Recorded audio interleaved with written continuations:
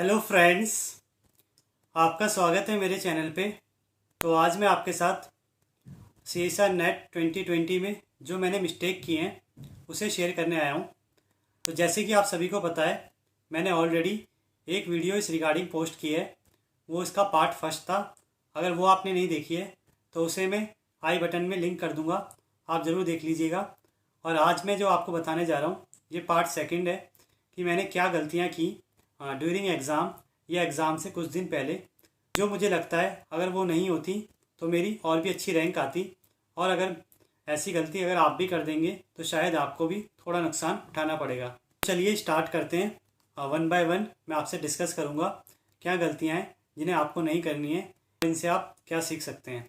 तो सबसे पहले तो मैं आपसे यही कहना चाहूँगा, देखिए एग्ज़ाम वाला दिन जितना इम्पॉर्टेंट है उतना ही इम्पॉर्टेंट एग्ज़ाम से पहले वाला वीक भी है।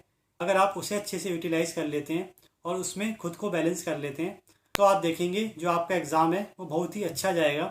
मैं ये इसलिए कह रहा हूँ क्योंकि मैंने यही गलती कर दी थी कि एग्ज़ाम से 2-3 दिन पहले एक तो मैंने खाना बहुत ही प्रॉपरली नहीं खाया, मतलब मैं सिर्फ रिवाइज़ करता रहा, खाने पे इतना ध्यान नहीं दिया और जो मेरा खाना था वो भी बहुत कम हो गया था। और सेकंड, मैंने नींद भी बहुत कम कर दी और मुझे अभी भी याद है मैं 2-3 दिन 2 या 3 ही घंटे सोया, जबकि मैं रेगुलर 6-7 आवर्स सोता था डेली बेसिस में। तो ये चीज़ मैंने गलती करी कि मैंने अपने खाने और सोने पे बिल्कुल भी ध्यान नहीं दिया और जिसका इफ़ेक्ट मुझे एग्ज़ाम वाले दिन देखने को मिला। और मुझे काफ़ी सर भारी लग रहा था एग्ज़ाम वाले दिन और मैं प्रॉपर कंसंट्रेट नहीं कर पा रहा था पेपर में। और सेकंड है, जब भी आप एग्ज़ाम सेंटर में पहुँचें और आपका एग्ज़ाम कैसा भी आए, वेदर इट इज़ हार्ड और मीडियम और इजी, आपको बिल्कुल अपने आप को रिलैक्स रखना है। मतलब ना ही आपको ज़्यादा एक्साइटेड स्टेट में जाना है और ना ही आपको डिप्रेस होना है हार्ड एग्ज़ाम देख के। तो मेरे साथ यही प्रॉब्लम हुई कि मैंने जब देखा एग्ज़ाम काफ़ी हार्ड है तो थोड़ा मैं होपलेस हो गया और जिसका शायद मुझे हर्जाना बढ़ना पड़ा अपनी रैंक में। थर्ड चीज़ मैं आपसे ये कहना चाहूँगा, चाहे आप एग्ज़ाम में हो और चाहे आप घर में पेपर दे रहे हो, प्लीज़ अपनी स्ट्रेंथ को कभी मत भूलिएगा। जो मैंने गलती की, मैंने अपनी एक स्ट्रेंथ को भूल गया एग्ज़ाम में। मुझे लगा काफ़ी पेपर काफ़ी लंबा है क्योंकि आप देख ही रहे थे जो 2020 का पेपर है उसमें कैलकुलेशन लंबी थी। फिज़िकल केमिस्ट्री में फिज़िकल केमिस्ट्री के क्वेश्चन थे जो आसान थे पर उनमें कैलकुलेशन लंबी थी। और उस लंबे पेपर को देखने के चक्कर में और या करने के चक्कर में मेरे को भी काफ़ी डिप्रेशन हुआ या मैं अपनी स्ट्रेंथ को भूल गया कि मैं जो पेपर है वो बहुत जल्दी सॉल्व करता हूँ। देखिए मेरी यही स्ट्रेंथ है स्टार्टिंग से, जो मुझे लगती है कि मैं पेपर को जल्दी सॉल्व करता हूँ और मैं टाइम काफ़ी ज़्यादा बचा लेता हूँ। पर मैं इसको पेपर में भूल गया और मैं पेपर को काफ़ी लंबा सोचने लगा, इसीलिए मुझे थोड़ा सा जो एनजाइटी आई और या डिप्रेशन आया थोड़े टाइम के लिए, ये कह सकते हैं जो भी मैंने खुद को डिमोटिवेट करा उससे थोड़ा सा पेपर में इफेक्ट पड़ा। प्लीज़ आप अपनी स्ट्रेंथ को ना भूलें। आप पेपर में जो भी आपकी स्ट्रेंथ है, आपकी स्ट्रेंथ कुछ और हो सकती है, क्या पता आपकी स्ट्रेंथ हो कि आप ऑर्गेनिक अच्छा कर लेते हैं पर आप पेपर देख के डर जाएं और ऑर्गेनिक भी ना कर पाएँ। तो प्लीज़ आप अपनी स्ट्रेंथ को मत भूलिएगा। एक बार आप याद रखिएगा कि आप जब भी पेपर देंगे तो आप अपनी स्ट्रेंथ के साथ जा रहे हो, अपनी स्ट्रेंथ के साथ आप ज़रूर काम कीजिएगा। और जब भी आप पेपर देने जाएं तो प्लीज़ आप वाटर बॉटल रख लीजिएगा। ये एक मैं आपको छोटी सी एडवाइस दे रहा हूँ क्योंकि होता क्या है, जनरली जब भी हम वाटर के लिए बाहर जाते हैं तो उससे ज़्यादा टाइम कंज्यूम होता है। फिफ्थ मैं आपसे ये कहना चाहूँगा कि आप प्लीज़ क्वेश्चन को एक बार पहले रीड कर लीजिएगा। जब भी आप पेपर स्टार्ट करें उससे पहले आप क्वेश्चन को रीड कर लीजिएगा और क्वेश्चन को एक ही बार रीड कर लें, चाहे उसमें आपको 5 मिनट लगे या 10 मिनट लगे या 15 मिनट लगे, पर आप क्वेश्चन को सारे रीड कर लेना, जिससे कि आपको थोड़ा बहुत आइडिया हो जाएगा कि कौन से क्वेश्चन आपको अटैम्प्ट करने हैं, कौन से नहीं करने, या कहाँ पे आपको डायरेक्ट अप्रोच करनी है। जैसे कि मैंने आपको बताया पार्ट सी में डायरेक्ट अप्रोच भी की जाती है, कैसे आप हार्ड क्वेश्चन को डायरेक्ट छोड़ के ईजी क्वेश्चन की तरफ जा सकते हैं। देखिए मैंने अपने पेपर में यही गलती की थी।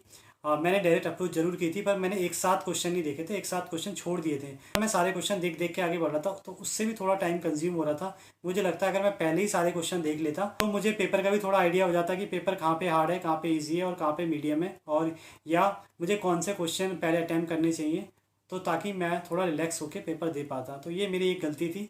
तो ये काफ़ी इंपॉर्टेंट होता है एग्ज़ाम स्टार्ट करने से पहले पेपर को एक बार देखना।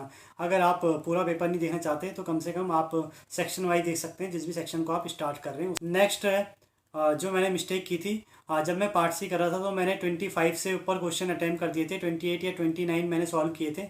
ना मेरे वो पूरे सही नहीं थे, उनमें से मेरे 18 या 19 के राउंड ही ठीक निकले हैं। पर इस चीज़ का आप ध्यान रखिएगा, जब भी आप क्वेश्चन अटैम्प्ट करें तो प्लीज़ आप 25 से ऊपर क्वेश्चन अटैम्प्ट ना करें, और 25 तक ही अगर आप क्वेश्चन सॉल्व करें, यानी उन्हीं क्वेश्चन को आप सॉल्व करें जो आपसे ईजिली हो जा रहे हैं, और हर क्वेश्चन के पीछे आप बिल्कुल ना पढ़ें, क्योंकि आपको 60 क्वेश्चन में इतने ज़्यादा नंबर ऑफ़ क्वेश्चन की चॉइसेस मिल जाती है कि आप आराम से 25 चुन सकते हैं जिनमें आप कॉन्फिडेंस होकर सवाल का आंसर दे सकते हैं, चाहे वहाँ पे आपके बाद में थोड़े बहुत गलत निकल जाएं तो भी।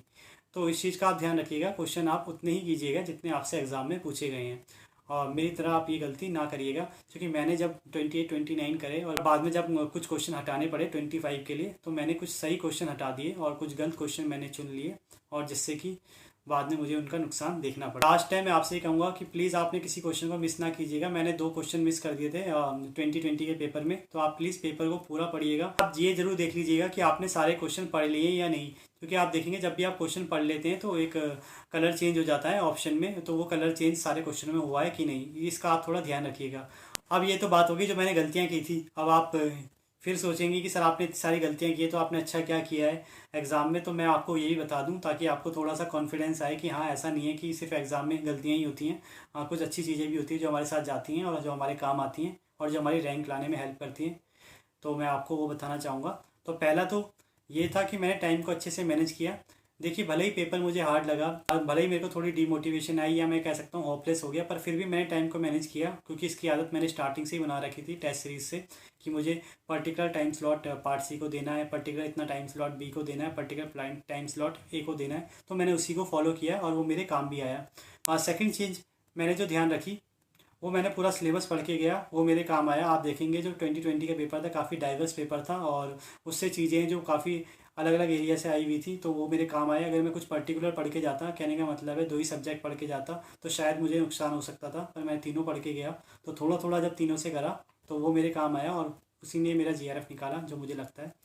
थर्ड है, मैंने एप्टीट्यूड नहीं छोड़ा, और एप्टीट्यूड में भी मेरे 10 से ऊपर मार्क्स मुझे मिले, और जो GRF के लिए काफ़ी अच्छे मार्क्स है। मुझे लगता है अगर आपको जनरल कैटेगरी में GRF निकालना है तो एप्टीट्यूड आपको ज़रूर आना चाहिए, तो इसका आप ध्यान रखें। फोर्थ, जितनी बार मैंने रिवाइज़ किया था वो वहाँ पे काम आया। कैलकुलेशन प्रैक्टिस मेरी काम आई। कैलकुलेशन मिस्टेक मेरी ज़रूर हो रही थी, पर फिर भी मैं कैलकुलेशन काफ़ी कॉन्फिडेंटली कर पा रहा था, तो इस चीज़ का आप ध्यान रखिएगा। अगर आप अच्छे से रिवाइज़ नहीं करते हैं या कैलकुलेशन प्रैक्टिस नहीं करते हैं तो आपको एग्ज़ाम में दिक्कत आने वाली है, तो ये एक चीज़ है जो आपको ज़रूर ध्यान रखनी है, और अभी इतना टाइम है कि आप इसमें मेहनत कर सकते हैं। लास्ट मैं आपको ये बताना चाहूँगा, देखिए पेपर से मैं ज़रूर होपलेस हुआ था, पर ये एक अच्छी चीज़ थी, मैंने पेपर ज़रूर एनालाइज कर लिया था, यानी मुझे पता लग गया था कि पेपर हार्ड है। मेरे को इसलिए पता चला क्योंकि मैंने बहुत ज़्यादा टेस्ट सीरीज दी थी, बहुत ज़्यादा क्वेश्चन लगाए थे, तो मुझे पता लग गया था ये वाला पेपर हार्ड है, और इसमें 100 मार्क्स में भी आपका GRF ईजिली हो जाएगा। और यही हुआ, 100 के लगभग 2020 में GRF देखने को मिला था।